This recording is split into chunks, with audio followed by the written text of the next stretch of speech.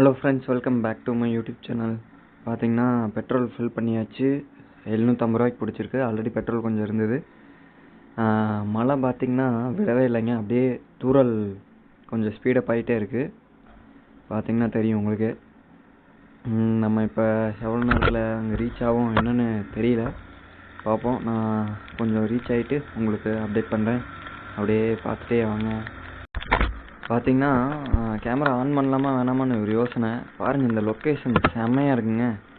என்ன ரோடு மட்டும் கொஞ்சம் நீட்டாக இருந்திருந்தால் இன்னும் வேறு லெவலில் இருந்திருக்கும். பாருங்க, லெஃப்டில் வயல், மலை, ரோடும் கொஞ்சம் கரடு முரடாக இருக்குது. அந்த தண்ணியில் பட்டு அப்படியே தண்ணி தெரிக்கும் பார்த்திங்களா. அதுவும் ஆப்போசிட்டில் வர வெஹிக்கிள் தான் பார்த்திங்கன்னா நம்ம மேலே தண்ணி அடிச்சுட்டு போயிட்டே இருக்கிறாங்க.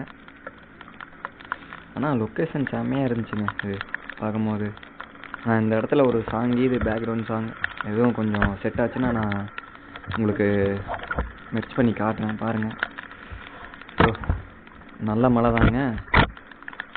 சூப்பர். இந்த மாதிரி மழை இருந்தாலும் நல்லாயிருக்கும், பூமி செழிப்பாக. ஏன்னா வந்து க்ளீன் பண்ணி காட்டினா எப்படியா இருந்தாலும் மழை விழுந்துகிட்டே இருக்கா.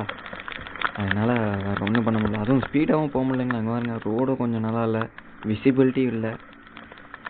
ஆனாலும் வண்டி ஓட்டுறதுக்கு கொஞ்சம் நல்லா இருக்குது, பிடிச்சிருக்கு. பாருங்க, பஸ்ஸு எப்படி இறங்குவாங்க. சூப்பராக இருக்குங்க லொக்கேஷன். கொஞ்சம் இந்த மாதிரி ரோடாக இருந்தால் கூட ஓகே. பாருங்க, சூப்பராக இருக்குது. அப்படியே ஸ்மூத்தாகிடுது. ஏன்னா கொஞ்சம் ஸ்பீடப் பண்ணோம்னா தான் கொஞ்சம் நம்ம போக முடியும். ஆனால் காலியான ரோடு தாங்களா, அது குறுக்க வராமல் இருந்தால் சரி. கேமரா க்ளீனாருன்னு உடச்சிட்டே இருக்குங்க. பாருங்க, லொக்கேஷன் செம்மையாக இருக்குங்க. பார்த்திங்கன்னா சேலம் பக்கத்தில் வந்தாச்சு. Train bike. நான் இது வந்து போகும்போது போனாங்கன்னு நினைக்கிறேன். மேபி அவங்களும் திருவண்ணாமலை வந்தாங்களா என்னன்னு தெரில. பார்த்திங்கன்னா இப்போ ரிட்டன் ஆகி போயிட்டுருக்கோம். பாருங்கள், ஃபுல்லாக அதாவது ஒரு லாரியோட அந்த டயர்லேருந்து பார்த்திங்கன்னா ரோட்டில் கிடக்கிற தண்ணி, அந்த மண், குட்டி குட்டி மண் இருக்குன்னு தெரியுங்களா, அதெல்லாம் கண்ணில் விழுகுதுங்க. அதாவது வைசர் எடுத்து விட்டு ஓட்டினா ரொம்ப ப்ராப்ளமாக இருக்குது, ரொம்ப கஷ்டமாக இருந்துச்சு. வைசர் க்ளோஸ் பண்ணிட்டு ஓட்டினா சுத்தமாக விசிபிலிட்டி இல்லை. கேமராவில் ஆமாம், கேமரா லென்ஸ் கூட கொஞ்சம் பரவாயில்லைங்க. பட் ஆனால் ஹெல்மெட் வைசர் ரொம்பவே சுத்தமாக விசிபிலிட்டி இல்லை.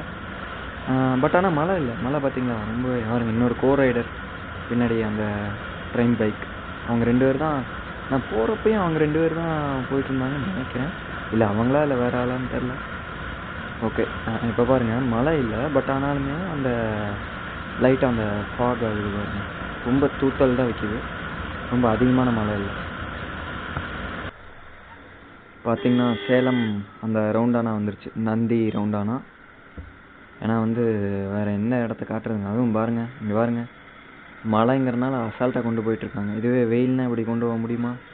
அவ்வளோதான், எல்லாம் ஹீட்டுக்கு கருகிடும். இப்போ மழைனால பிரச்சனை இல்லை, அப்படியே உலராமல் அப்படியே இருக்கும் சூப்பராக. நம்ம எப்படியும் இன்னொரு 2 to 3 ஹவர்ஸ்க்குள்ளே கண்டிப்பாக கோயம்புத்தூர் ரீச் ஆகிருவோம்.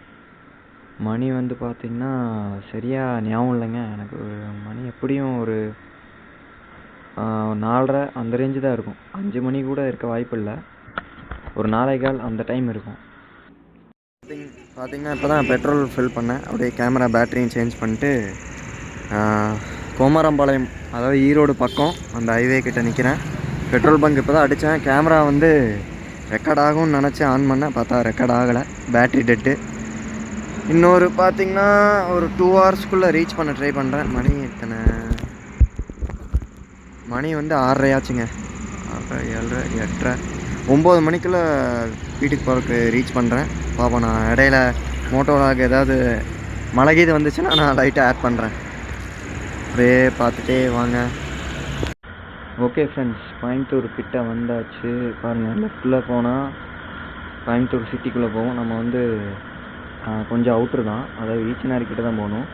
அதனால் இது வந்து கீழே வந்து பார்த்திங்கன்னா நேராக சேலம் டு கொச்சி ஹைவே. இது நேராக பாலக்காடு அந்த வழியில் தான் போகணும். ஏன்னா அப்போ தான் பார்த்திங்கன்னா நம்ம அதாவது கோயம்புத்தூரோட எப்படி சொல்லலாம், ஈஸ்ட்டு வெஸ்ட்டு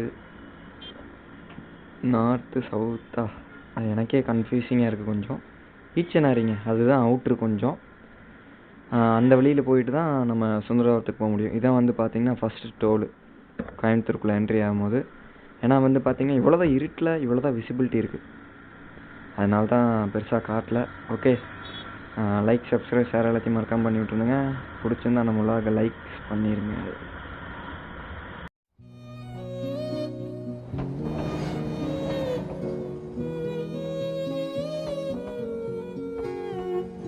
முத்துமழே முத்துமழே மண்ணை தொடும் முன் மறைந்தது என்ன?